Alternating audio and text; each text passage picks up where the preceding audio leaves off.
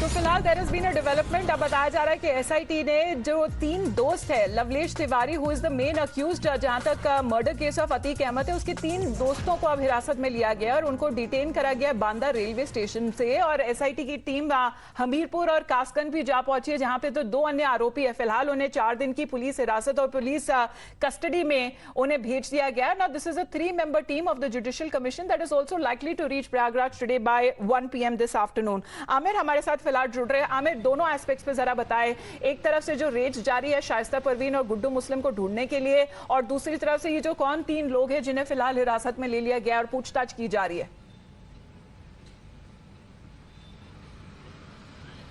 जी देखिए, ये बात सही है कि अब पुलिस की जो चुनौती है वो लिमिटेड है। अतीक अहमद गैंग के ये 2 खास अभियुक्त जो कि उमेश पाल मर्डर केस में भी वांटेड हैं, जिसमें से एक शाइस्ता परवीन है अतीक अहमद की पत्नी, और दूसरा गुड्डू मुस्लिम जो उनका खास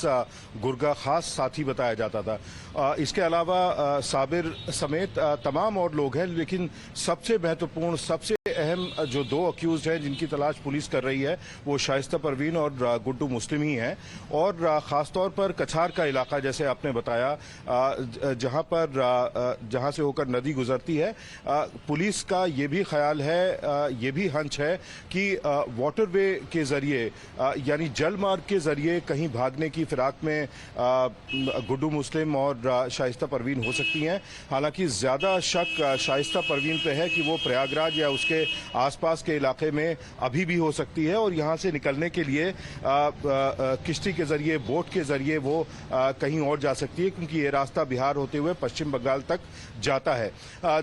ये रेड्स, इसको लेकर रेड्स जहां प्रयागराज और आसपास के इलाकों में जारी हैं, वहीं दूसरी एसआईटी जब कल दोपहर बाद से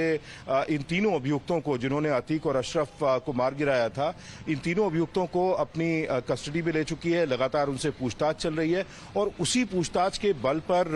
ये तीनों जिन जिन जगहों से हैं, जैसे लवलेश तिवारी बांदा से हैं, अरुण मौर्य हमीरपुर से, उसके अलावा सनी सिंह कासगंज से हैं, इन तीनों ही जगहों पर लगातार रेड्स कर रही हैं। और इसी अभियान के तहत 3 करीबी दोस्त जो लवलेश तिवारी के हैं उन्हें बांदा रेलवे स्टेशन से कस्टडी में लिया गया है पूछताछ के लिए। और यह बताया जा रहा है कि लवलेश तिवारी, ये बात सही है कि जबकि मीडिया के भेस में पहुंचा था अतीक और अशरफ पर हमला करने के लिए, उसकी दोस्ती कई ऐसे यूट्यूबर से और यूट्यूब चैनल में खबरें चलाने वाले ऐसे कई लोगों से थी, जिससे ऐसा लगता है और पुलिस का ख्याल भी है कि वो टिप्स लेता रहा होगा कि बतौर मीडिया किस तरह से एक्ट करके पुलिस को धोखा देकर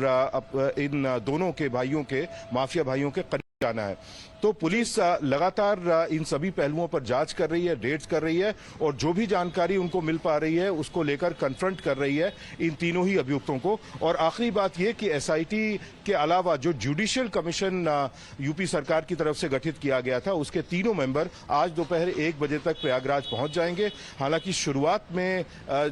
जो कुछ काम उनको करना है उसके वो ज्यादातर डॉक्यूमेंटेशन से जुड़ा हुआ है,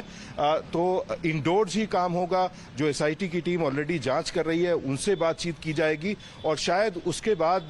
जब एसआईटी रिक्रिएशन करती है तो हमको जुडिशियल कमीशन के जो मेंबर्स हैं वो भी ग्राउंड पर दिखाई दे सकते हैं। लेकिन आगे की कार्रवाई के बारे में आमिर, जिस तरह से आप हमें खबर बता रहे हैं, as it seems to have intensified in the last 48 hours itself, wasn't there a team already been sent across to Karnataka as well, because that was the last known location of Guddu Muslim, apparently that was traced.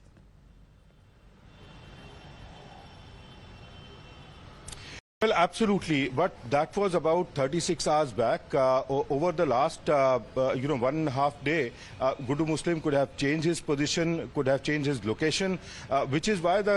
while the police on one side had dispatched a number of teams to look out for Guddu Muslim and Shaista,